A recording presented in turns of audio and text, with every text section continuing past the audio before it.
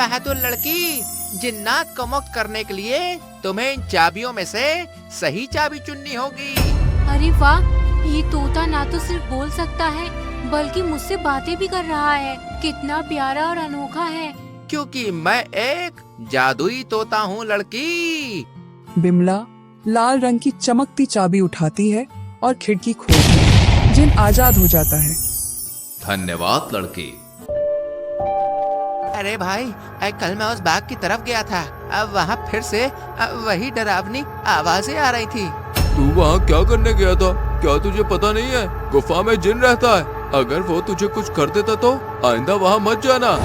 फिर दोनों युवक भयभीत होकर तेजी से खेत से निकल जाते हैं। युवराज अपने दोस्त के साथ बैठा है और बाग की रहस्यमयी गुफा की चर्चा हो रही है। यार, इस गुफा से आवाजें कौन निकालता होगा? जरूर इसके पीछे कोई राज छुपा है। भैया, जो भी हो, लेकिन गलती से भी गुफा के अंदर मत जाना। लेकिन मैं इस रहस्य को जानकर रहूंगा। आखिर कब तक गांव वाले इस डर के साए में रहेंगे? शाम हो जाती है। दोनों दोस्त अपने अपने घर चले जाते हैं। अगली सुबह गांव में सन्नाटा पसरा होता है। युवराज की लाश उसके घर के बाहर पड़ी होती है और सब गांव वाले रो रहे होते हैं। शाम को बस यही बोलकर गया था कि रहस्य सुलझाने जा रहा हूँ। हाय मेरा बेटा। हो ना हो, ये उसी गुफा के जिन ने मारा है। सभी सहमे हुए हैं।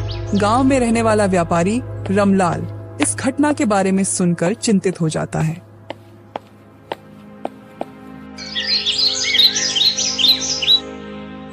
गांव में रहने वाला व्यापारी रमलाल अपनी दो बेटियों बिमला और संपा से बात कर रहा है। बेटा, मैं शहर जा रहा हूँ। बाग के पास मत जाना, वहाँ बहुत खतरा है। ठीक है बाबूजी। व्यापारी रमलाल शहर चला जाता है। बहुत दिन हो गए, चलो आज बाग में चलते हैं। पर बाबूजी हमें वहाँ जाने से मना करते हैं। कहते हैं कि गुफा बहुत डरावनी है। पर युवराज भैया की मौत के बाद ये और भी रहस्यमय लगने लगी है। अगर वहाँ कोई जिन होता तो वह सबके सामने आता, छुपता नहीं। चलो कल ही बाग में चलते हैं, शायद हमें युवराज भैया की मौत का सच पता चल जाए।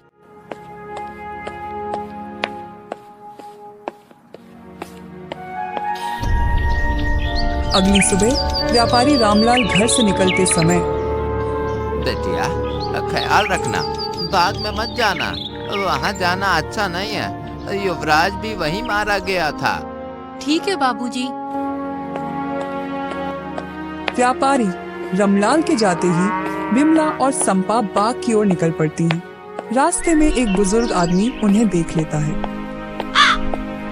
बिटिया, तुम दोनों बाग की तरफ कहाँ जा रही हो? वहाँ एक खतरनाक गुफा है। हम बस फूल तोड़ने जा रहे हैं, गुफा में नहीं जाएंगे।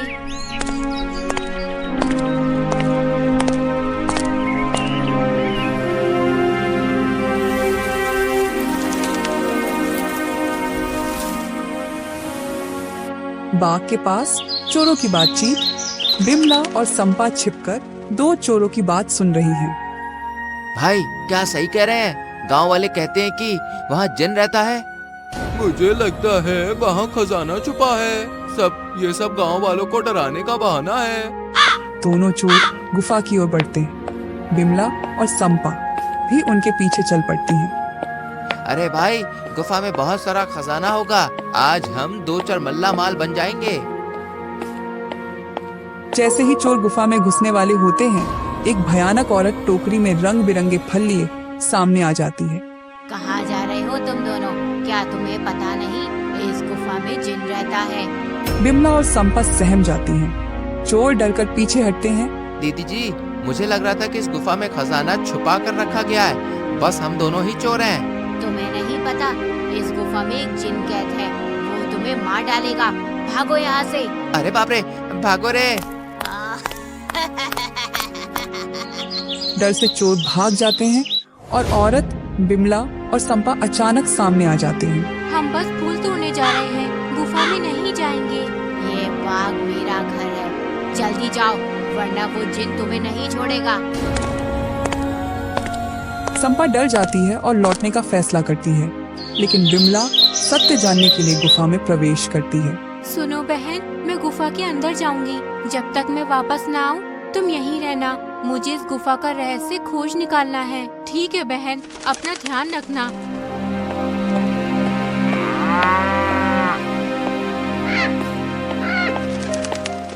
फिर बिमला गुफा की तरफ चल पड़ती है। जैसे ही बिमला गुफा के सामने पहुंचती है, तभी एक भयावह आवाज आती है। कौन है ये? क्या कोई मेरी आवाज सुन रहा है? मुझे यहाँ से आजाद करो। हाँ, मुझे आजाद करो। बिमला कुछ पल के लिए घबरा जाती है, फिर हिम्मत जुटाकर धीमे स्वर में बोलती है। कौन है? ये गुफा से आवाजें कौन निकाल रहा है? डर मत लड़की, मैं एक जिन्न हूँ। मेरा नाम जिन्नात है। अंदर आओ, घबराओ मत। मैं तुम्हें कोई नुकसान नहीं पहुंचाऊंगा। बस मेरी मदद करो। फिर दरवाजा खुल जाता है और बिमला डरते डरते अंदर चली जाती है। कई सालों से मैं यहाँ कैद हूँ। मेरी सहायता करो। मैं तुम्हें कोई नुकसान नहीं पहुंचाऊंगा। तुम यहाँ कैद क्यों हो? मुझे एक लालची औरत ने कैद कर दिया था। उसी के कारण युवराज की मौत हुई थी। फिर जिन्न ने बिमला को सारी बातें बताई कि उस औरत ने उसे कैसे छल लिया और उसका इस्तेमाल किया। हाँ युवराज, वो हमारे गांव का ही है और लोगों का कहना है कि जिन ने उसे मारा है। मेरी सहायता करो।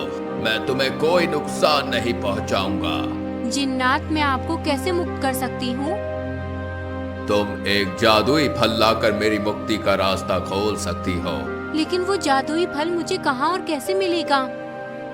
उस औरत की झोली में एक अनोखा और चमकता हुआ फल है। वही फल मेरी मुक्ति की कुंजी है। उसे लाकर तुम मुझे आजाद कर सकती हो।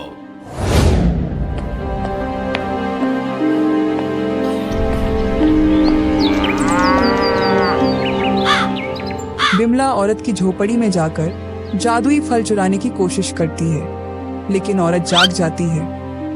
तू मेरा फल लेकर कहाँ जा रही है? ये मेरी शक्ति का रहस्य है। बिमला किसी तरह भागकर गुफा में पहुंचती है और फल गिराते ही वह एक तोते में बदल जाता है। अचानक औरत गुफा में जलकर राख हो जाती है। तोता रोशनी को खिड़की तक ले जाता है, जहां 3 चमचमाती हुई चाबियां रखी होती हैं। बहादुर लड़की, जिन्नात को मुक्त करने के लिए तुम्हें इन चाबियों में से सही चाबी चुननी होगी। अरे वाह, ये तोता ना तो सिर्फ बोल सकता है बल्कि मुझसे बातें भी कर रहा है। कितना प्यारा और अनोखा है। क्योंकि मैं एक जादुई तोता हूँ लड़की। बिमला लाल रंग की चमकती चाबी उठाती है और खिड़की खोलती है। जिन आजाद हो जाता है। धन्यवाद लड़की, तुमने मुझे मुक्त कर दिया। बताओ, मैं तुम्हारी क्या इच्छा पूरी करूं? इस बाग को हमेशा हरा भरा बनाए रखो ताकि कोई इसे उजाड़ न सके। ऐसा ही होगा। अब ये बाग कभी नहीं मुरझाएगा।